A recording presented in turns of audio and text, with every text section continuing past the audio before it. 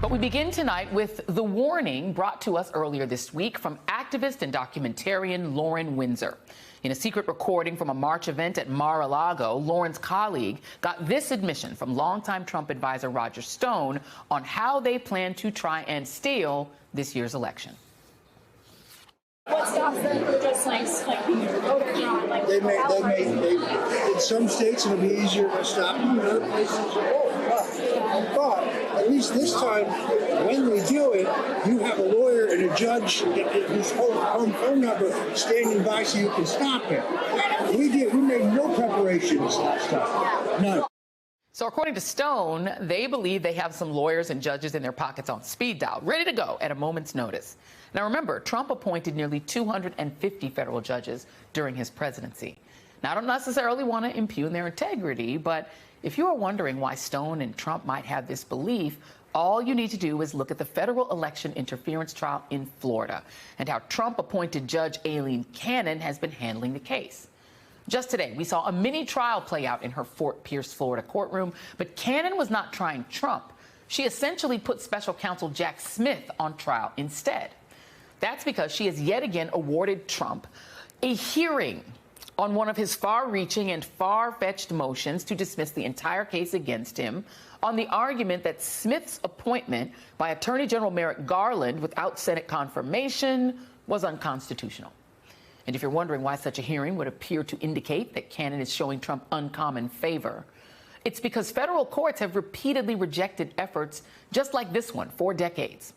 Like when the Supreme Court upheld the appointment of one of the special prosecutors who investigated President Richard Nixon during the Watergate scandal. It was always also the case when federal courts tossed out the same arguments against Robert Mueller's appointment as special counsel in the investigation of Trump's relationship with Russia, and against David Weiss, who brought 2 criminal cases against President Biden's son, Hunter. And yet, Cannon has decided that despite those precedents, the Trump filing still warranted a days-long hearing, when she could have just read the legal briefs and issued a ruling like many other experienced judges say they would have done. Adding to the utterly bizarre nature of today's hearing is the fact that she did not just hear just from the prosecution and the defense. She also allowed outside parties to argue before her about whether Smith's appointment was constitutional. We are told by legal experts that this never happens, that there is no reason to bring in outside parties who have no relevance to the case. Again, showing Cannon's inexperience handling cases like this, or her preference to Trump. One or the other might also explain reporting by the New York Times that shortly after Cannon was assigned the case last year, 2 more experienced judges on the federal bench in Florida urged her to decline and give it to another judge. According to the Times, that included the chief judge in the Southern District of Florida. And it was done not only for the optics, given her history with the case, but also because of the logistics that included the fact that the Miami courthouse already had a secure facility to view the classified documents that are at issue in the case, rather than having to build one at her Fort Pierce courthouse at taxpayer expense. Of course, Cannon refused to give it up. And ever since, she has slow-walked the case, agreeing to hold hearings on Trump's absurd motions, but then taking her sweet time in delivering any rulings. Next week, Cannon will also entertain Trump's motion to toss out the damning memos from his lawyer, Evan Corcoran, that put Trump dead to rights on the obstruction charges. His lawyers claim they should have never been given to prosecutors on the crime fraud exception to begin with. As NBC News points out, by continuing to require hours of court time for nearly every matter of dispute, Cannon, a Trump appointee, has played right into Trump's strategy of trying to delay a trial in this case until after the election. That could not be made any clearer by the fact that last month, Cannon indefinitely postponed the trial with no start date in sight. If all of that was not bizarre enough from the courts today, we also saw the Supreme Court take a moment to say, hold my beer, or maybe that was just Justice Brett Kavanaugh. Because today, Trump's former advisor, Steve Bannon, asked the highest court to take up his case and keep him out of prison while he appeals his conviction on contempt of Congress charges for defying the subpoena lawfully issued to him by the January 6th Select Committee. Bannon is set to report to prison in 10 days. And instead of just tossing out the request, as they do to hundreds of petitions. They are showing signs of at least considering it by asking the Justice Department to respond to Bannon's request by next Wednesday.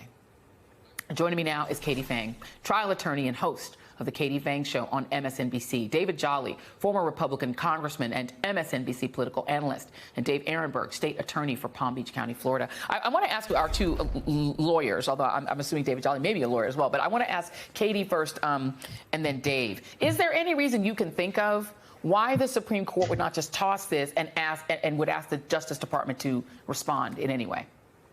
It's baffling because the appeals court has already dealt with the issue vis-a-vis whether or not Bannon's conviction would stand. And so I'm a little bit confused as to why they're kind of saying the DOJ has to participate in it. But ultimately, as we can see, Joy, he still has to report. I mean, like the clock is ticking for Steve Bannon to report on July 1st. He's tried the Hail Marys. They haven't worked.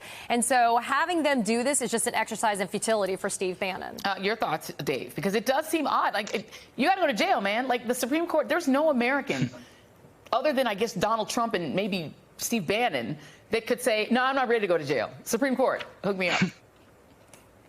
Joy, I agree with Katie. It is so bizarre. You know, Judge Nichols, a Trump appointee, gave Steve Bannon a gift when he allowed Bannon to stay out pending his appeal, saying, well, there's a novel argument. Maybe he'll succeed on his appeal, on his advice of counsel defense. Garbage. You know, Peter Navarro was in the same situation and was sent right to jail. He had a different judge. He didn't have Judge Nichols, a Trump appointee. And so now the Supreme Court is going to weigh in. I don't see an explanation or reason for it. Just because they asked for paperwork for briefs, though, doesn't mean they're actually going to do it. If they did it, I think that would be unconscionable. There's absolutely no reason to do so. And David Jolly, let me just remind everybody of why the January 6th committee wanted to hear from Steve Bannon. Because there's like an actual good reason why. And it's him. It's the thing he said on January 5th, 2021. Here it is. All hell is going to break loose tomorrow. It's all converging, and now we're on, as they say, the point of attack, right? The point of attack tomorrow. I'll tell you this.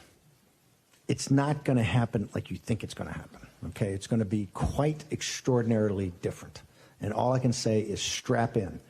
David Jolly, if you were still in Congress and you were on the January 6th committee, I mean, wouldn't you want to know why he said that?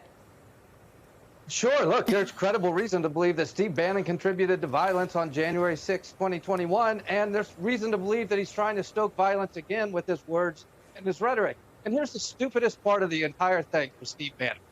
All he had to do to stay out of jail was to reply to the subpoena. He didn't have to answer any question. All he had to do was say, okay, I will show up, and now I'm not going to answer your questions for these following reasons. He didn't do that. So, look, he's dug his own grave on here. Enjoy prison. It's going to be a long haul, Steve Bannon. He could have pleaded the 5th. He could have pleaded the 5th. 1, 2, 3, 4, 5th. You can always plead that, but you still got to show up. It's a subpoena. Okay, let's go to Aileen Cannon.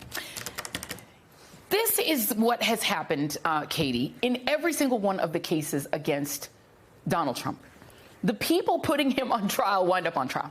Jack Smith, they argued his appointment's unconstitutional. Fani Willis, they tried to disqualify her by humiliating her about her relationship with another member of the prosecution. Judge Juan Marchant, they demanded that he recuse himself because of his daughter's work, trying to put his daughter on trial. Judge Lewis Kaplan, who's one of the ones that ruled against his businesses. They claimed that Alina Habba claimed that false allegations of a mentor-mentee relationship. She made those allegations between Judge Kaplan and E. Jean Carroll's lawyer, Roberta Kaplan. Judge Arthur Engoron, who is also a judge. In the Kaplan case, he was the E. Jean Carroll judge. Then Judge Arthur Engoron, who was in his business, the case against his businesses, demanded he recuse himself from the New York civil fraud case and accused him of engaging in prohibited communications with a real estate attorney. They put the lawyers on trial, the prosecutors on trial, Katie, and they've been successful at dragging them through these processes. Yeah, you know, when it comes to memes, one of my favorite ones is the Lord grant me the confidence. Well, I want the Lord grant me the confidence of a mediocre Trump-appointed judge, because that's what you get with the Aileen Cannon situation. But when it comes to all the other judges that are not putting their finger on the scale for Donald Trump, what you're seeing is, let's throw everything on the wall. I mean, there is a legal theory, right? It's called the spaghetti theory. You throw everything on the wall, maybe it's ketchup for Donald Trump, and you see what sticks. And when you try to go against the prosecution or the judges and you allege bias or you allege some type of partisan action that's being taken by the judicial system, that then rigs the outcome, right? So when Donald Trump is convicted, he could just point to that and say, well, Judge Merchan was biased, or DA Alvin Bragg had it in for me because Bragg is racist. How that works, I have no idea. And so when you do that, you can try to end run the legal outcome of a judicial system, and that gives you the cover that you need for your less educated, lower valued voters that are going to buy into that,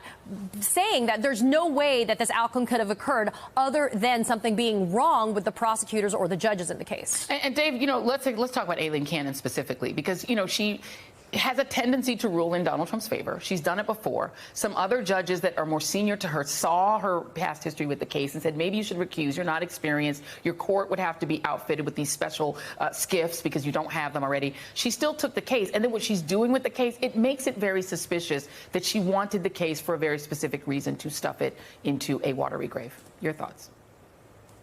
Joy, Judge Cannon was humiliated last year when the conservative 11th Circuit Court of Appeals took her off the case and reversed her when she got involved in the whole special master thing.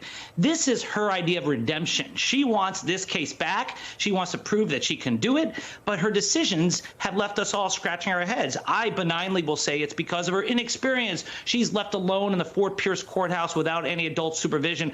But I understand why a lot of people think it's a lot worse, something more nefarious. When a referee gives the calls to the same team over and over again at the expense of the other team, you have right to ask those questions. But she's going to stick to this case. And the fact that she rejected the requests of the senior judges there, including the chief judge, that's judicial chutzpah. That's a technical legal term that we use in the law.